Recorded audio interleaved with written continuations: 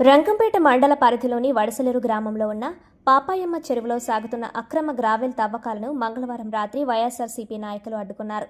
ఎటువంటి ప్రభుత్వ అనుమతులు లేకుండా నిబంధనలకు విరుద్ధంగా చెరువును తవ్వేస్తూ గ్రావెల్ను తరలిస్తుండటంపై వారు ఆగ్రహం వ్యక్తం చేశారు.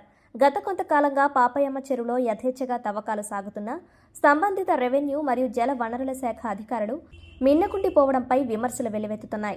అధికారుల ఉదాసీనతను నిరసిస్తూ వైఎస్ఆర్సీపీ నాయకులు కొల్లాటి ఇజ్రాయెల్, మాజీ ఎంపీపీ పోతలబూలి వీర్రాజు తమ మద్దతుదారులతో కలిసి రాత్రి తవ్వకాలు జరుగుతున్న ప్రాంతానికి చేరుకున్నారు. అక్కడ ఇష్టానుసారంగా తవ్వకాలు జరుపుతున్న లారీలను, ప్రొక్లైన్లను అడ్డుకొని అధికారులకు ఫిర్యాదు చేశారు.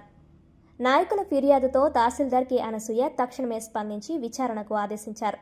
తహసీల్దార్ ఆదేశాల మేరకు వీఆర్ఓ పోసయ్య తన సిబ్బందితో కలిసి ఘటనా స్థలానికి చేరుకున్నారు. రాత్రి వేళల్లో అనుమతులు లేకుండా తవ్వకాలు జరుపుతున్నట్లు ధృవీకరించిన అధికారులు 13 లారీలను, ఒక ప్రొక్లైన్ను స్వాధీనం చేసుకున్నారు.